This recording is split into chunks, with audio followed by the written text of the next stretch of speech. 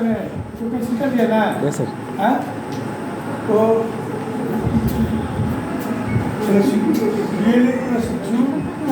शुरू करें। Yes sir, yes sir, yes sir. DElEd प्रशिक्षु साजिया परवीन द्वारा विशेषकर कृषि एजुकेशन से संबंधित समावेशी शिक्षा पर प्रकाश दिया जा रहा। साथ ही इन्होंने विशेषकर दिव्यांग अधिनियम से भी आप लोग को रूबरू कराएंगे। चलिए साजिया परवीन। दिव्यांगजन अधिकार अधिनियम 2016 भारतीय संविधान के अनुच्छेद 253 के तहत बनाया गया एक कानून है। भारत को एक ऐसी अधिनियम की बहुत जरूरत थी क्योंकि यहाँ इसके पहले ऐसा कोई विस्तृत कानून नहीं था जो दिव्यांग व्यक्तियों को अधिकारों और सुनिश्चित करे और उन्हें लागू करवा सके। इस अधिनियम को दिव्यांग व्यक्तियों के अधिकारों पर UNCRPD के प्रति अपने दायित्वों का निर्वहन करने के लिए लाया गया था। इस अधिनियम का मसौदा विधेयक ड्राफ्ट बिल 2011 में बनाया गया था। विधेयक राज्यसभा द्वारा 14 दिसंबर 2016 और लोकसभा द्वारा 17 दिसंबर 2016 को पारित किया गया था। दिव्यांगजन अधिकार अधिनियम 30 दिसंबर 2016 से लागू हो गया था।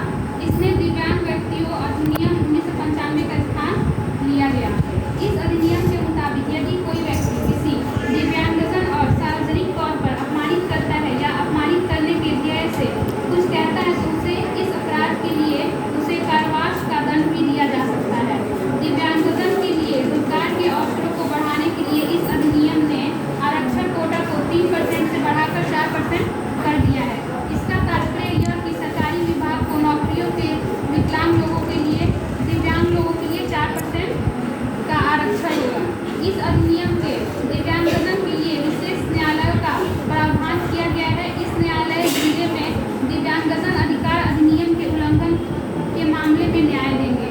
भारत में बहुत बड़ी तादाद में दिव्यांग बच्चों को उचित शिक्षा नहीं मिल पाती। इस अधिनियम ने 6 साल से 18 साल तक के दिव्यांग बच्चों के लिए निःशुल्क शिक्षा का प्रावधान किया गया है। राज्य सरकार दिव्यांग व्यक्तियों से जुड़े मुद्दों के लिए जिला स्तरीय समितियों का गठन करेगी। दिव्यांगता मुख्य आयुक्त और राज्य आयुक्त कार्यालय के अधिकार बढ़ा दिए गए हैं। केंद्रीय और राज्य स्तर पर शीर्ष नीति निर्माण निकाय के रूप में ब्रॉड बेस्ड केंद्रीय और राज्य सलाहकार बोर्ड का गठन किया जाएगा। और तेजाब हमले के पीड़ितों को दिव्यांग सूची में शामिल किया गया है। दुर्भाग्यवश भारत में पिछले कुछ वर्षों से तेजाब हमले के मामलों में बढ़ोतरी हुई है। इन हमलों के कारण अक्सर लड़कियां और महिलाएं और कभी कभी पुरुष भी गंभीर रूप से विपरीत अक्षम हो जाते हैं। और थैलेसीमिया, होमोफिलिया और सिकल सेल रोग, इन तीनों रक्त विकारों को भी दिव्यांगता की श्रेणी में शामिल कर लिया गया है। दिव्यांगता की श्रेणियां अब 7 से बढ़ाकर 21 कर दी गई है। केंद्र सरकार के पास यह अधिकार है कि भविष्य में इसमें और श्रेणियों को सम्मिलित किया जा सके। फिलहाल निम्नलिखित 21 प्रकार की दिव्यांगताएं आधिकारिक सूची में शामिल है।